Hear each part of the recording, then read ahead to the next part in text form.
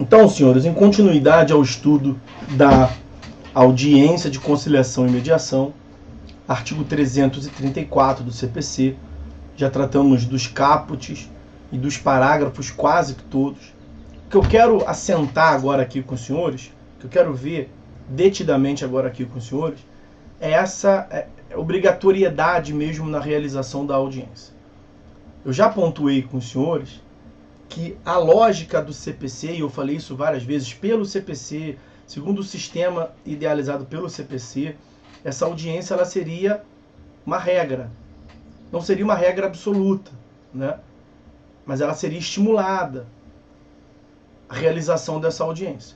E essa audiência somente não seria realizada nas hipóteses do parágrafo 4º.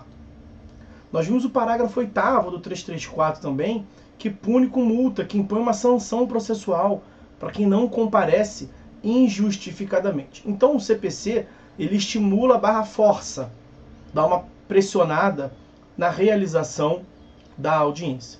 Pelo sistema do CPC, a regra é a realização da audiência e somente em um sentido excepcional nós não teremos a realização da audiência.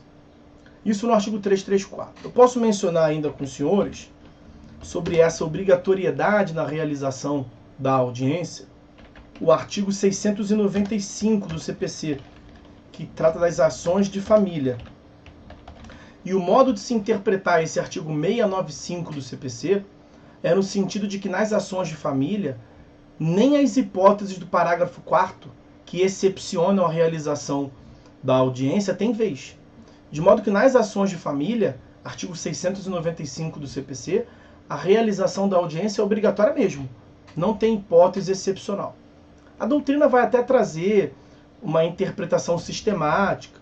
Tem um enunciado do FPPC também, Fórum Permanente de Processualistas Civis, que vão alertar assim, não, peraí, legislador, calma.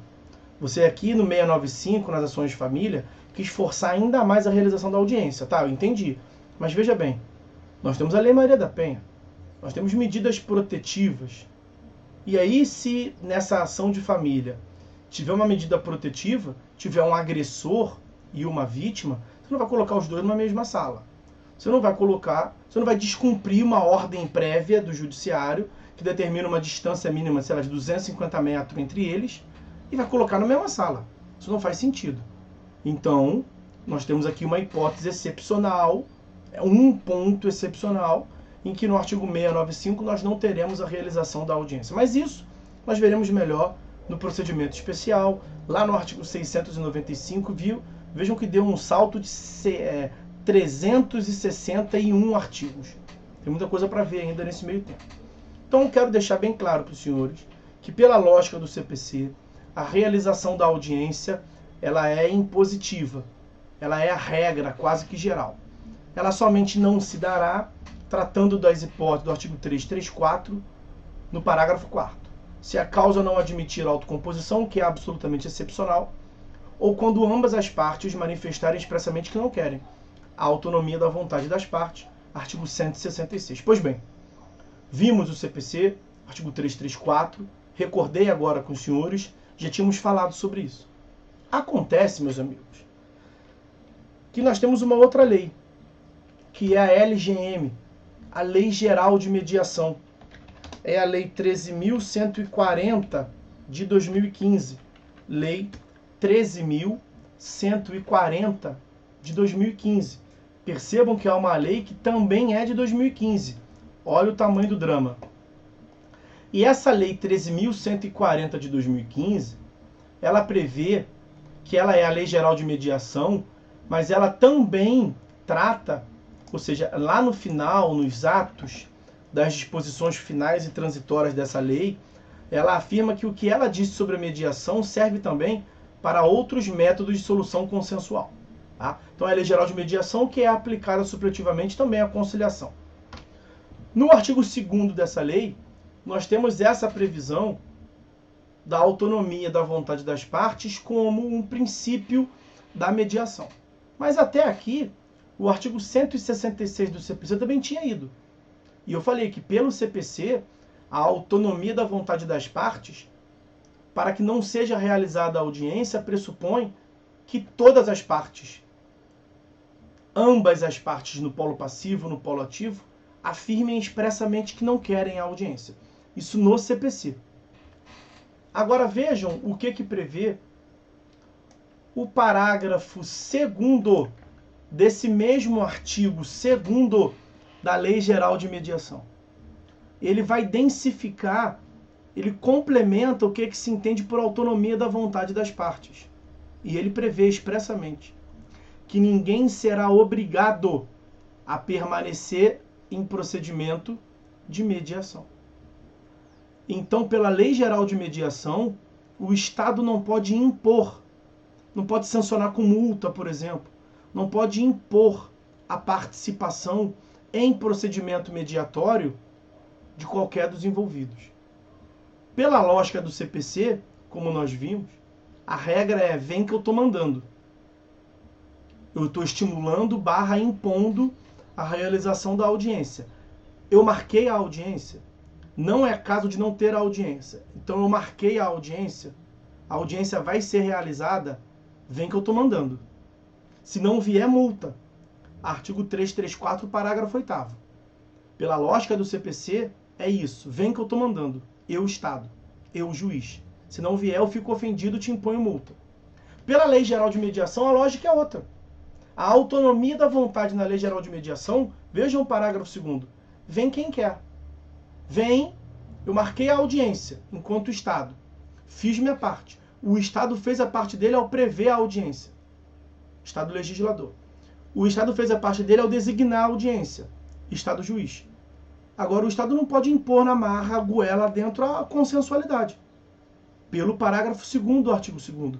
Vem quem quiser. Eu marquei, eu fiz minha parte enquanto Estado. Agora depende de vocês, partes. Querem? Compareçam. Não querem? Não precisa vir. E se não vier, não vai ter multa.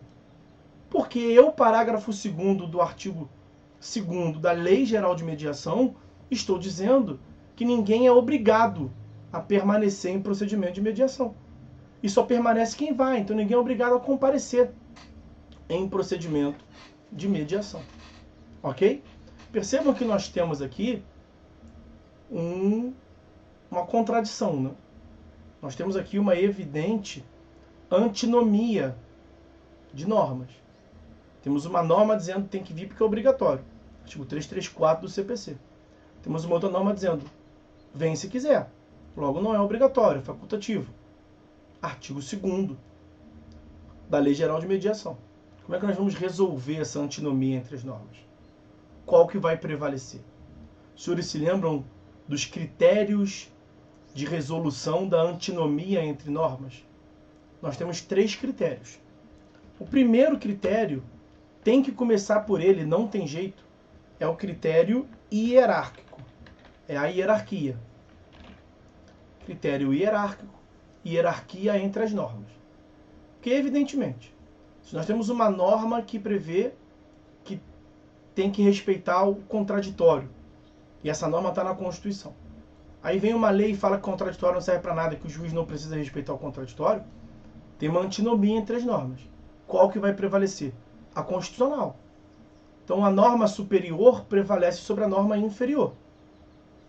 Qual é o diploma que tem uma superioridade clássica e latente? Constituição. Então a norma constitucional originária, as emendas constitucionais, têm hierarquia sobre todo o restante do ordenamento. Por isso que elas prevalecem. E por isso que nós vamos declarar inconstitucionalidade das normas inferiores que forem colidentes. Esse é o critério hierárquico. O que esse critério hierárquico nos ajuda aqui nesse caso? Em nada. Porque o Código de Processo Civil é uma lei ordinária. A Lei 13.105 de 2015. E a Lei Geral de Mediação também é uma lei ordinária. O status hierárquico dela são absolutamente idênticos. O Código não é mais lei do que uma outra lei. É tanto lei quanto. O Código tem status de lei ordinária. Como eu disse, é a Lei Ordinária 13.105 de 2015. E essa Lei Geral de Mediação também é uma lei ordinária. A Lei 13.140 de 2015.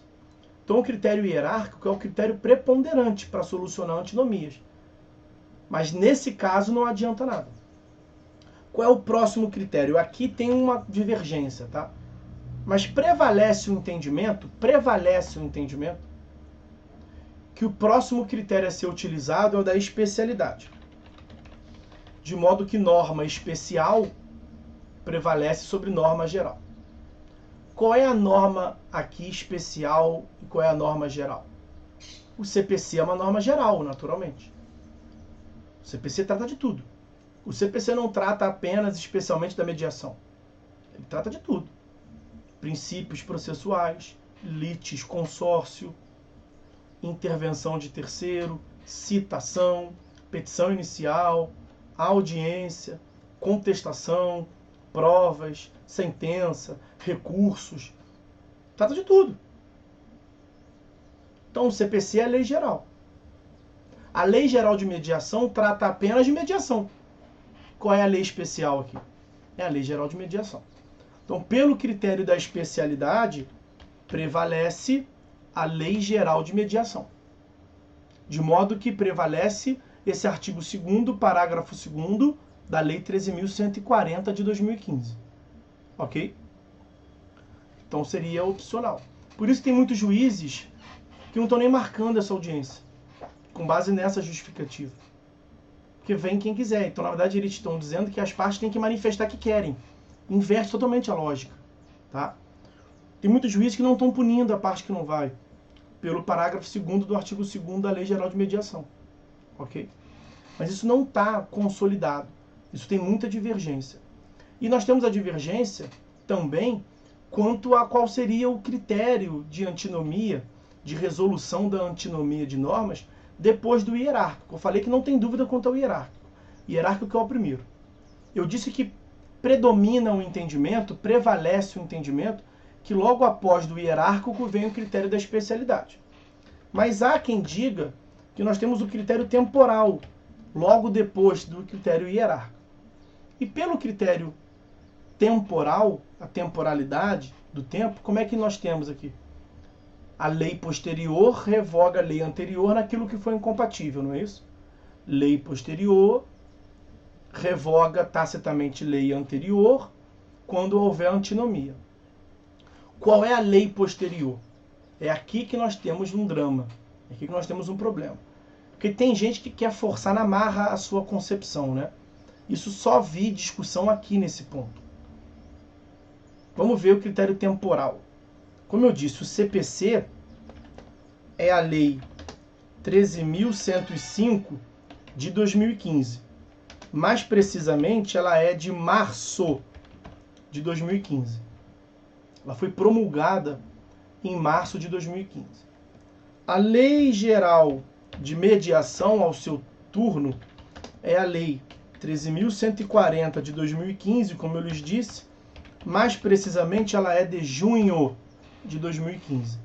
Qual é a lei geral? Qual é a norma posterior que revogaria a norma anterior no caso da antinomia, como essa que estamos vendo? Me parece óbvio que a lei posterior é a Lei Geral de Mediação. Ela ganharia também aqui, né? Lei Geral de Mediação. Por quê? Até do ponto de vista da sua numeração, dá para ver que ela é lei posterior. A Lei 13.140 tem que vir necessariamente depois da Lei 13.105. Nós temos aí 35 leis separando, 34 leis separando elas. Não é? Então a Lei 13.140 foi editada depois. Ela foi editada 3 meses depois. Ela é do mês 6, junho. E o CPC foi editado no mês 3, março, do mesmo ano, 2015. O mesmo Congresso, no mesmo ano, com uma diferença de 3 meses, 34 leis entre uma e outra, foi capaz de editar uma norma no sentido sul, obrigatório, norte, obrigatório, e outra no sentido sul, facultativo, diametralmente opostas. Não é que elas são parcialmente distintas, elas são diametralmente opostas. Isso é nosso Congresso. Mas aí, meus amigos, veja que até aqui está ganhando a Lei Geral de Mediação, né? Então quem é que sustenta que deve prevalecer o CPC? Pelo critério hierárquico, não é. Pelo critério especial, ganha a Lei Geral de Mediação. Pelo critério temporal, até agora vimos que ganha a Lei Geral de Mediação. Olha a construção que se fez. Que deveria prevalecer a vigência da norma. Eu nunca tinha visto isso. Só vi aqui. A vigência da norma. E pela vigência da norma, o Código de Processo Civil seria posterior. Por quê? Porque a Lei Geral de Mediação, ela é de março de 2015 e ela teve uma vacatio legis de 6 meses, de modo que ela começou a produzir efeitos em dezembro de 2015. Então, me perdoe, eu coloquei errado ali. Desconsidera isso aqui, por favor, tá? Eu vou repetir embaixo. Ela não é de março, ela é de junho. Então, eu vou colocar de novo aqui. Não tem como apagar, infelizmente. Lei Geral de Mediação é de junho de 2015. Teve uma vacatio de 6 meses. Junho é mês 6. Mais 6 dá 12. O mês 12 é dezembro. Então, Lei Geral de Mediação foi promulgada em junho de 2015. Teve uma vacatio de 6 meses e bate lá em dezembro de 2015. Ela começou a produzir efeitos, teve a sua vigência em dezembro de 2015. O CPC, por sua vez, o CPC, ele é de junho de 2015. E ele teve uma vacatio legis de 1 ano. De modo que ele começou a produzir efeitos em março. Caramba, eu tô errando tudo. O CPC não é de junho, o CPC é de março. Agora eu vou consertar antes de dar o Enter. O CPC começou a produzir efeitos em março de 2016. 3 meses depois da Lei Geral de Mediação. Então tem quem sustente, numa tese que eu acho mirabolante, que prevalece o CPC. Essa audiência é obrigatória. Por quê?